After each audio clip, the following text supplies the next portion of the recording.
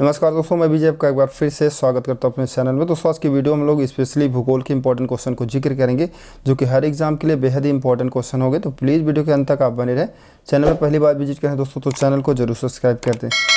आइए शुरुआत करते हैं दोस्तों। यहाँ पर पहला प्रश्न जैसे कि आप देख रहे हैं, निम्न में से किस राज्य की सीमा बांग्लादेश से नहीं मिलती है। यहाँ पर विकल्प की बात करेंगे, फर्स्ट अल्टरनेटिव मेघालय दिया, सेकंड की बात करेंगे त्रिपुरा और मणिपुर दिया गया है, और डी अल्टरनेटिव की बात करें तो मिजोरम आपका दिया गया है। जो करेक्ट आंसर होगा आपका सी अल्टरनेटिव होगा। जैसे कि आप देख रहे हैं क्वेश्चन कितनी बार रिपीट किया गया है। यहाँ पर हम डिटेल अगर इस क्वेश्चन से रिलेटेड यहाँ पर जिक्र करेंगे तो मणिपुर की जो सीमा है वो बांग्लादेश से नहीं मिलती है। बांग्लादेश के अंतर्राष्ट्रीय सीमा से लगने वाले भारतीय राज्य की अगर हम बात करेंगे तो जो यहाँ पर दिया गया है वो इस प्रकार है। पश्चिम बंगाल की बात करेंगे 2216.7 किलोमीटर दिया गया है।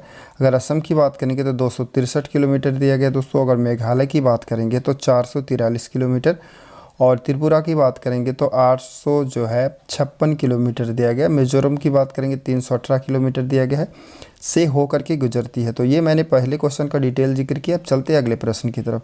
यहाँ पर हम अगले प्रश्न की बात करेंगे तो दिया गया कि भारत के निम्नलिखित राज्यों के समूहों में से कौन सा समूह पाकिस्तान की सीमा बनाता है।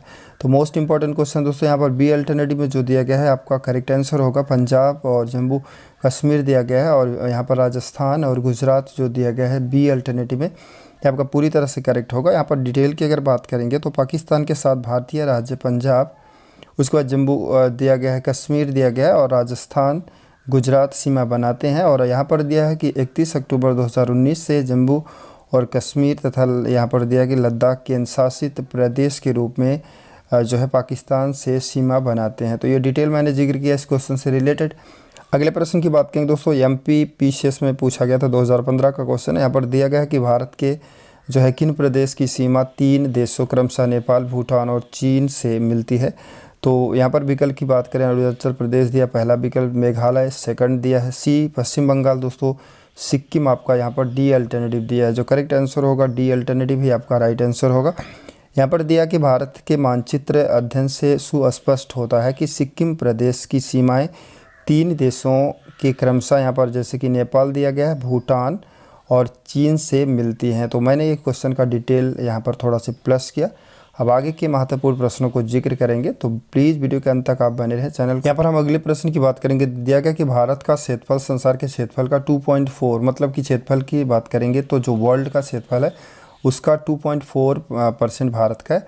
और यहाँ पर दिया कि परंतु जनसंख्या के अकॉर्डिंग क्या होगा। पहला अल्टरनेटिव दिया संपूर्ण मानव जाति का 16% जनसंख्या, यहाँ पर 17, 18 और 28 दिया गया। तो जो करेक्ट आंसर होगा आपका बी अल्टरनेटिव होगा, मतलब कि जनसंख्या के अकॉर्डिंग की बात करेंगे तो 17% है। जो कि ये टोटल डिटेल्स जो मैं यहाँ पर बता रहा हूँ 2011 के जनगणना के अकॉर्डिंग बता रहा हूँ।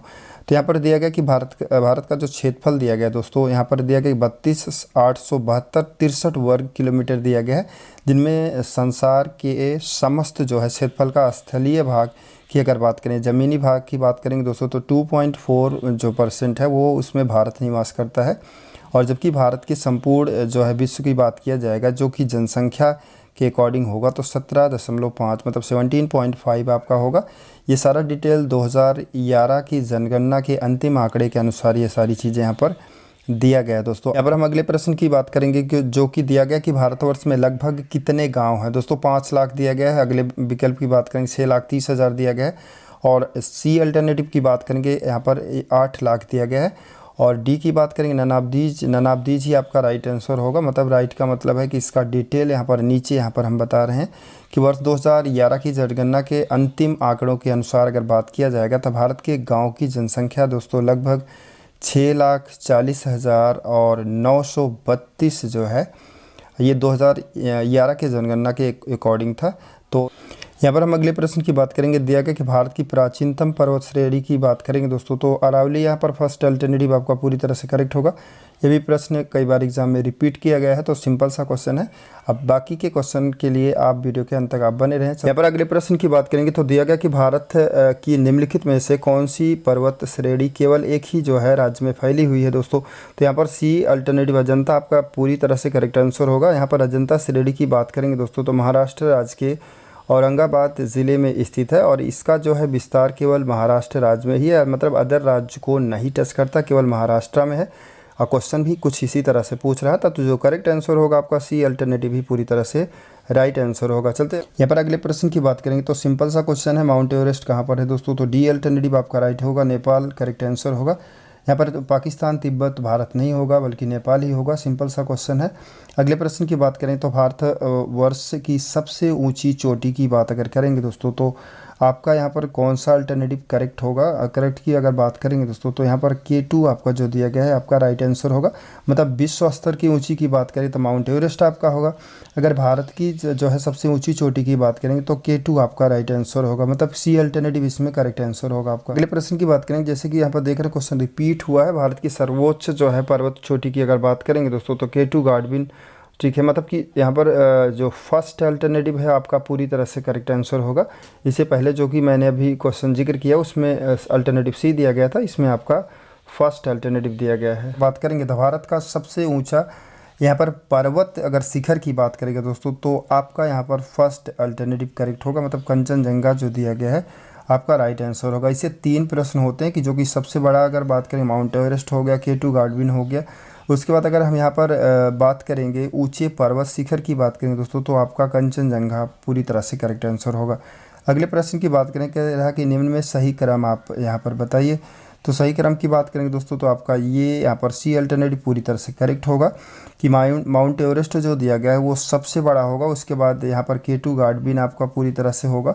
और थर्ड की बात करेंगे दोस्तों, तो पर्वत शिखर की बात करें कंचनजंगा, मतलब यहाँ पर जो दिया गया जो क्रम है आपका माउंट एवरेस्ट विश्व का है। उसके बाद यहाँ पर भारत की बात करेंगे तो ये होगा। और यहाँ पर अगर पर्वत शिखर की बात करेंगे तो आपका यहाँ पर जो कंचनजंगा दिया गया ये आपका करेक्ट आंसर होगा।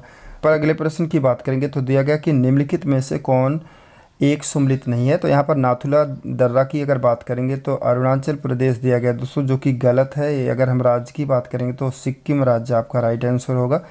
यहाँ पर लिपू लेक की बात करेंगे तो उत्तराखंड आपका राइट है। रोहतांग की दर्रा की बात करेंगे हिमाचल प्रदेश, ये भी आपका सही है।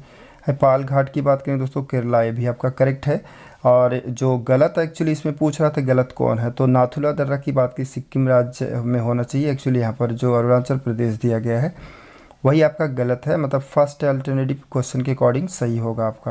यहाँ पर दोस्तों अगले प्रश्न की बात करेंगे जो कि महत्वपूर्ण प्रश्न है, बहुत बार रिपीटेड क्वेश्चन है। यहाँ पर दिया गया कि भारत के किस राज्य का समुद्री तट सबसे अधिक लंबा है दोस्तों? आंध्र प्रदेश दिया, महाराष्ट्र दिया, तमिलनाडु, गुजरात दिया गया।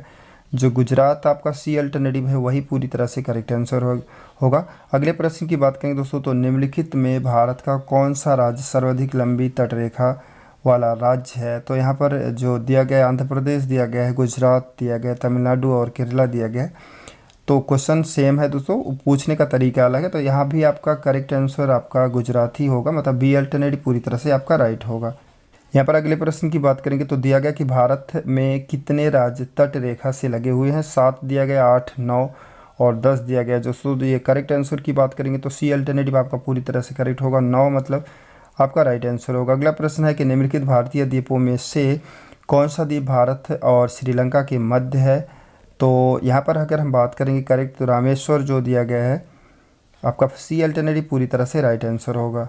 यहाँ पर अगले प्रश्न की बात करेंगे, लातूर जो है किस प्रांत में है दोस्तों? तो यहाँ पर आंध्र प्रदेश, महाराष्ट्र दिया गया, गुजरात और मध्य प्रदेश दिया गया है दोस्तों।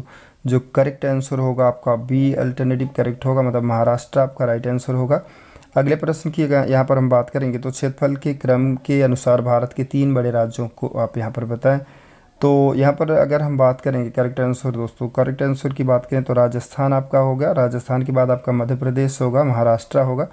अगर चौथे नंबर की बात करेंगे तो आपका उत्तर प्रदेश हो जाएगा। तो ये आप